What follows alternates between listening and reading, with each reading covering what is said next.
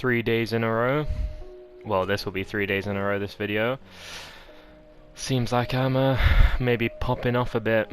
Well, with the uploads. These tracks aren't particularly difficult, so you know, I wouldn't pride myself on passing these.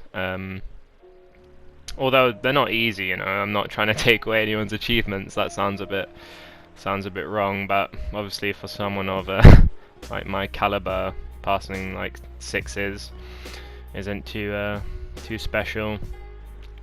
So for this commentary, I'm going to talk about this track, and I guess this will also go into a bit about ninja levels, just a bit.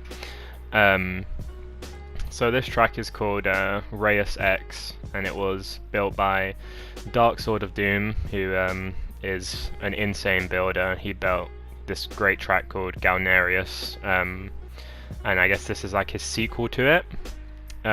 There is a really hard version, like really hard level 7. I think RJ and Scott called it like the hardest 7 or something like that. And I think that one's called Shiz. I forgot the name of that, but RJ's uploaded a video of him passing it.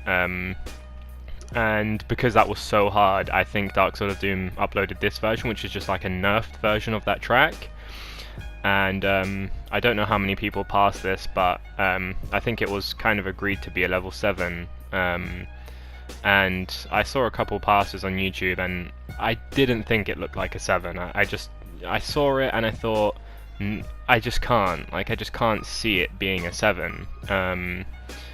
And I'll kind of go over why I thought that and what allows me to think that, because it kind of sounds a bit entitled if you just say, oh, I can see a track and I can tell the level. Like that's not obviously the case, but when you've played as much as like the top players, and when you've had that experience, you can tell how hard obstacles are by looking at them. And you can, you know, playing does go a long way. Like making a judgment without playing a track is something I wouldn't advise, but it's something you can do within like reason.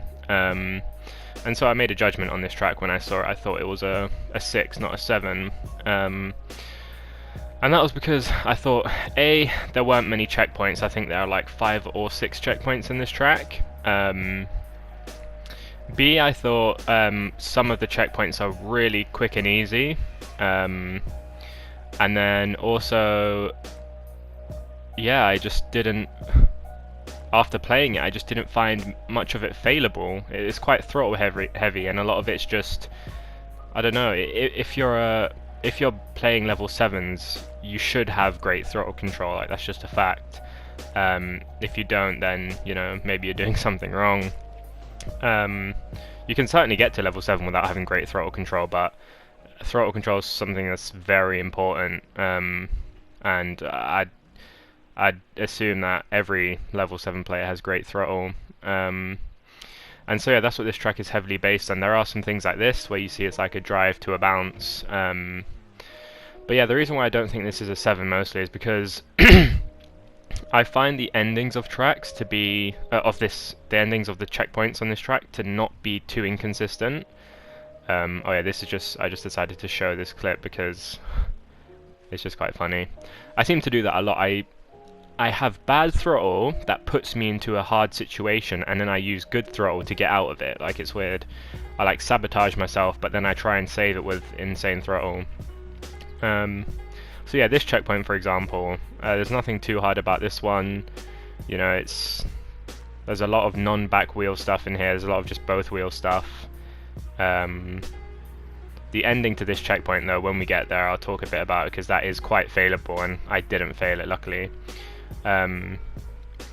Perhaps you could make a case for this being a 7, but I personally think something like Sabotage is harder than this. If you look at checkpoint 7 and 5 of Sabotage, it's like it takes more to do that than arguably any of the checkpoints in here. I think if you had never played both tracks and then you played both, you'd find Sabotage harder. Plus Sabotage has 9 checkpoints. But yeah, this part, for example, it's just, you know, you're just driving up a normal wall. This part is, I didn't fail this, but I could see how you'd fail that. Like, that is definitely failable. The squishy is not easy, and you need a good front wheel bounce. And now I'm on to the last checkpoint, which this wall I found quite troublesome, but I got the ending first try. This part's quite difficult. I quite like that technique though, that's quite cool. But yeah, this stationary and this flat squishy I did first try. But yeah, I think this track is level 6, and I think I was reasonable in calling it a 6 without even playing it, but now that I have played it, I definitely think this is a 6. But I would definitely recommend players who are on that borderline to play this. You could definitely pass. But yeah, that's all for now. Thank you for watching, and peace out.